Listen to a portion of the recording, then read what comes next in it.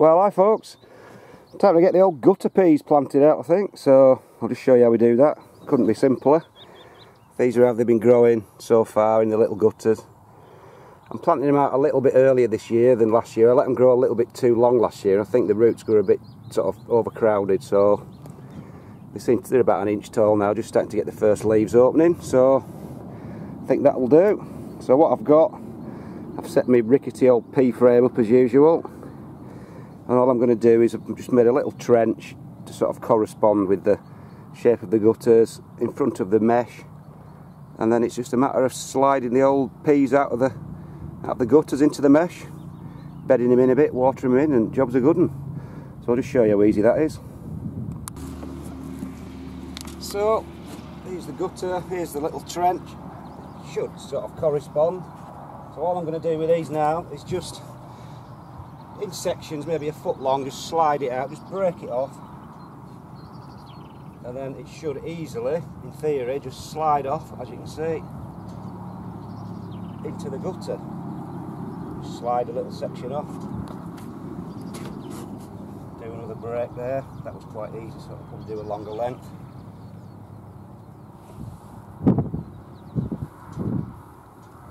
And just slide her off.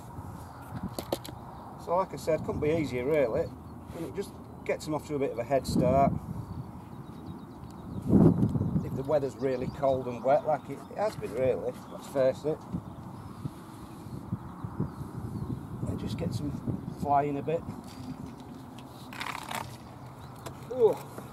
I will cover these with some mesh because, like I said, I've got some pigeons and things about, so until they get a bit more established. So that's that row in. Like I said, all I'm going to do is just got a backfill round it.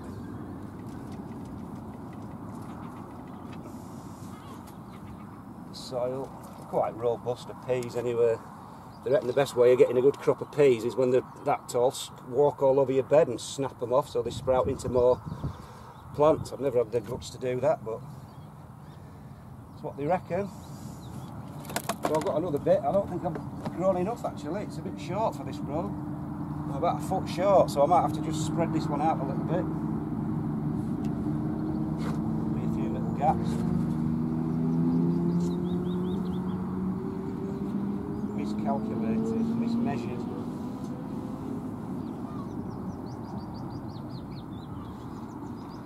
So I'm a bit short. I'm about 6 inches short, so never mind.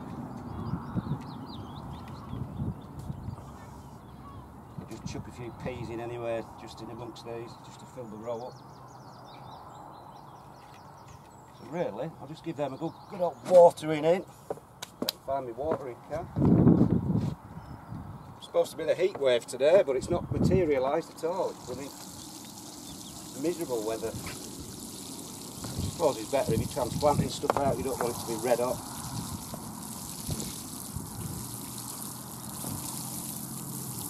So easy peasy, good old soaking in,